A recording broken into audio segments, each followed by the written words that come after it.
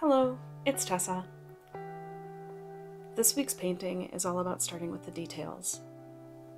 Instead of starting with really watery and flowy washes, I'm going to start with the focal point of my animal and radiate out. I'm going to start by painting the eye and nostril of this iguana. Taking some yellow ochre and burnt sienna, I create two separate puddles on my mixing palette. Since I won't be painting in many layers, I want to start with a thicker consistency of paint. I add enough water to allow for some flow and to avoid a glossy finish when the paint dries. Using the ochre, since it's my lightest color, I paint the entire eyeball. Then I soak up any puddling. While this ochre is still wet, I charge in some burnt sienna into the upper left corner of the eye and let it blend with the first color. To deepen the color even further, I also add in some Payne's Gray. I'm careful to keep the bottom right of the eye a little lighter than the rest, since this is where the light is hitting.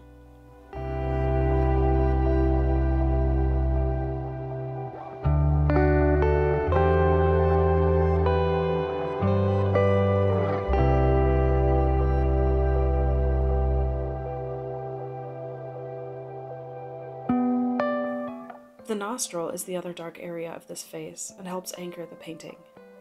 I use Payne's Gray to fill in the whole shadow shape of this nostril.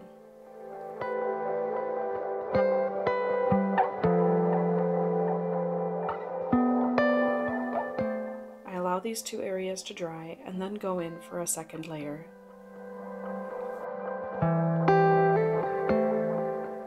Using Payne's Gray, I paint the pupil of the eye, as well as a line underneath the upper eyelid, which is casting a shadow onto the eye. I also paint the nostril shape a little darker before moving on to the next parts of the face.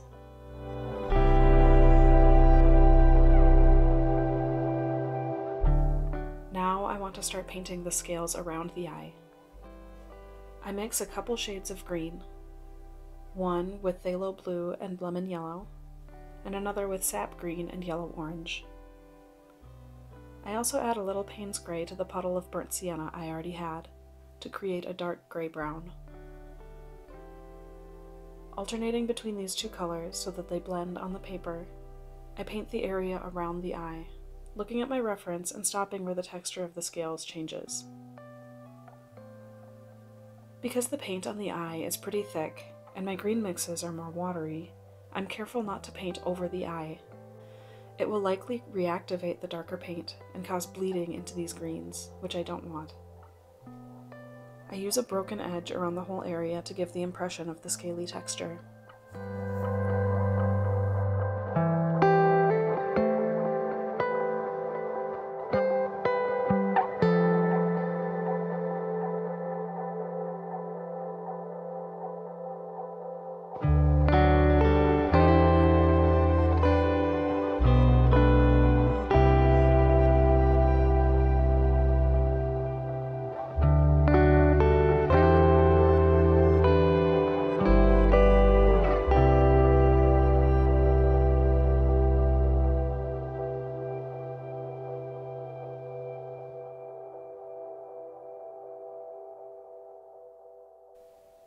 After letting this area dry, I go in for a second layer with the same mixtures I used before.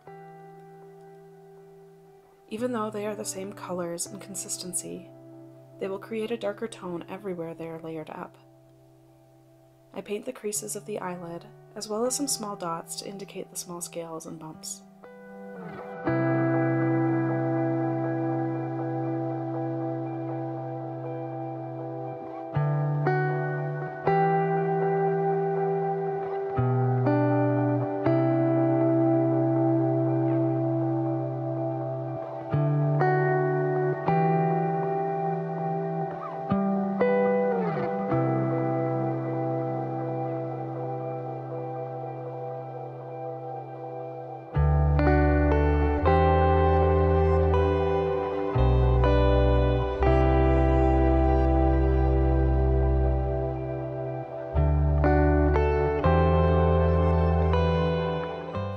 For my last layer in this area, I mix phthalo blue and phthalo green with less water to create a dark blue-green.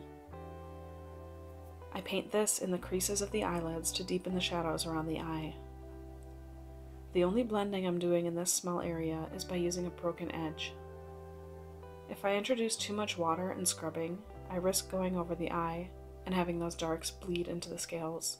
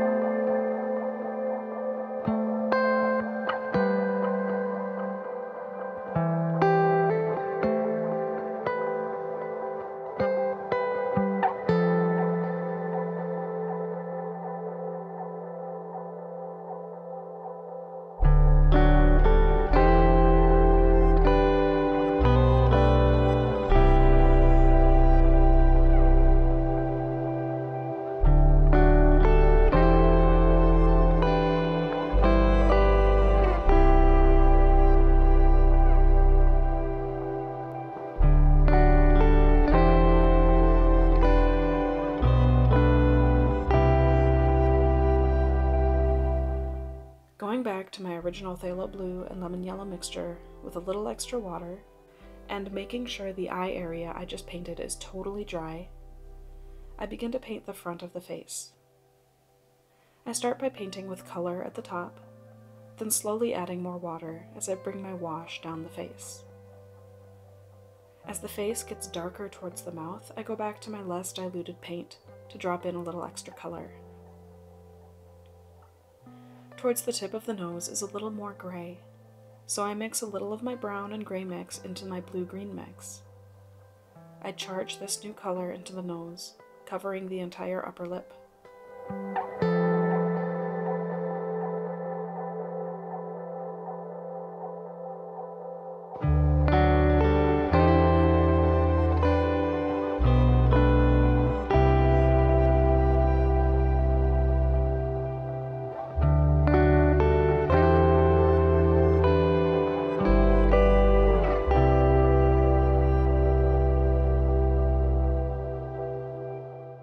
Since this whole area of the face is still wet, I take the time to charge in a little extra blue and gray to have the soft impression of scales. If my wash had already dried, I would have re-wet it with clean water before dropping in these soft mixes.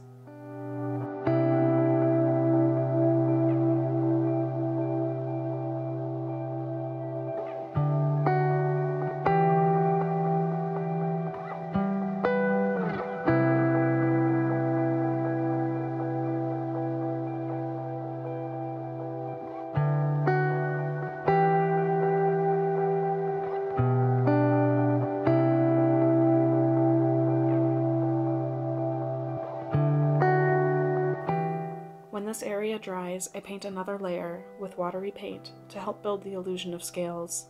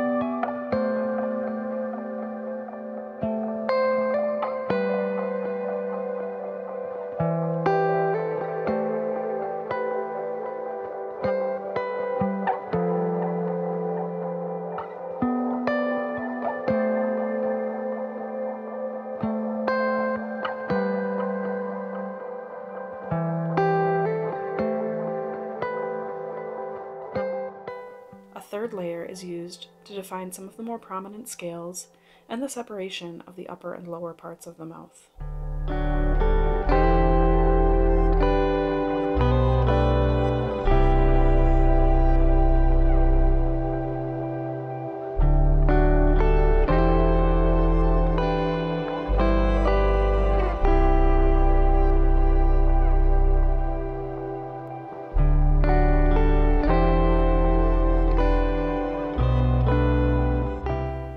continue working areas in this way as I move away from the focal point. I choose the area based on the shapes I see and whether the texture of the scales changes.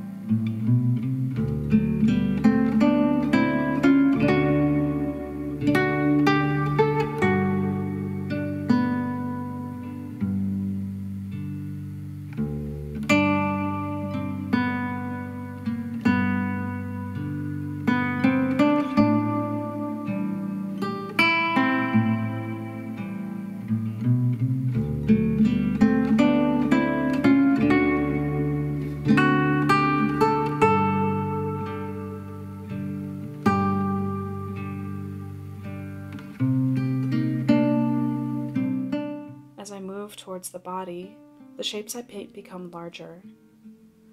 Using light paint, I will paint the whole area and then use broken edge or water to blend it out. While the first layer is still wet, I charge in some darker tones for texture and shadow.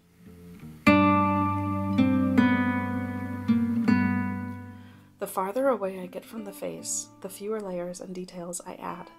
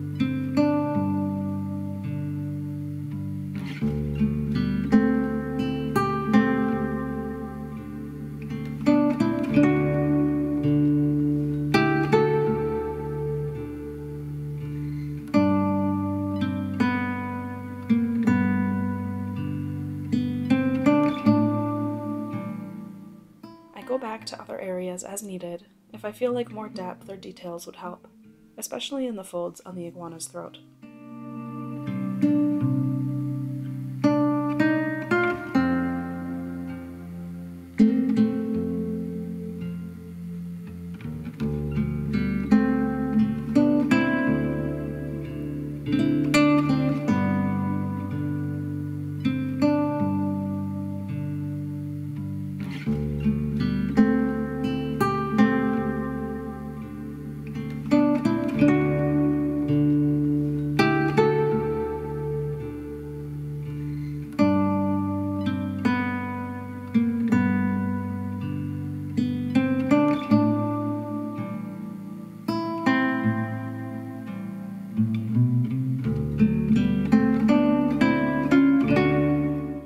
This is the third painting in my in-person watercolor class.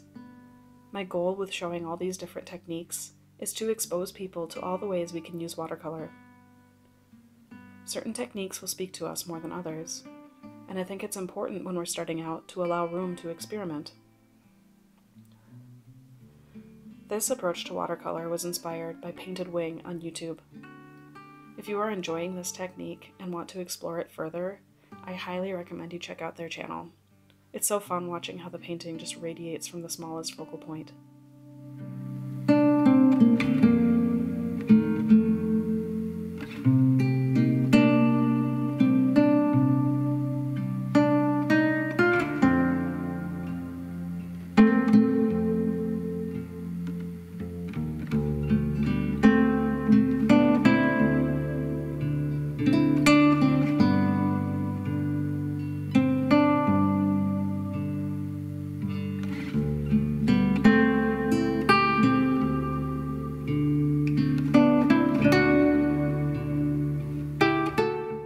Last step to this painting is adding white gouache to the eye. Just a couple small curved lines bring the whole piece together. I hope you enjoyed this painting and found something that you can take forward with you on your watercolor journey. Thank you for watching. I'll see you next time.